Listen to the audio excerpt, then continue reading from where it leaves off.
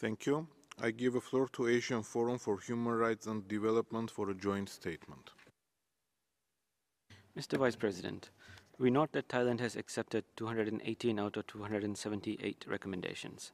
We regret that Thailand did not accept majority of the recommendations on civil and political rights, including to repeal repressive laws that are being used to target defenders, raising questions about Thailand's commitment to fully comply with its international obligations.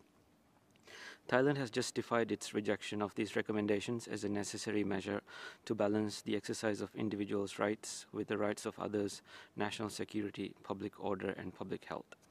Thailand's human rights record, however, suggests that this is yet another excuse to continue legitimizing crackdowns on fundamental freedoms on the grounds of national security and public order, using laws such as Lèse Majesté, Sedition, and Computer Crimes Act. Pro-democracy protesters, including children, continue to face arrest, excessive force, intimidation, and judicial harassment. From July 2020 to January 2022, at least 1,767 activists were prosecuted for taking part in peaceful protests and for dissent.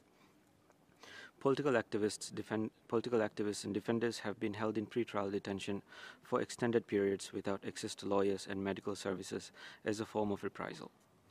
While we recognize Thailand's plan to accede to the International Convention on Enforced Disappearances, we regret its failure to support a recommendation to conduct prompt investigation into the disappearance of Vanchalam Satsaksit and other political activists. Furthermore, the proposed amendment to the Anti-Money Laundering Act and the draft non-profit law would threaten the ability of civil society to operate, in contradiction to Thailand's international obligations and commitments during the UPR to guarantee fundamental freedoms.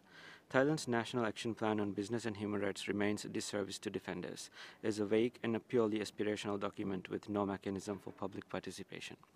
Thailand must lift all undue restrictions on civic space and end all forms of attacks against human rights defenders, civil society, and pro-democracy movement. We thank you.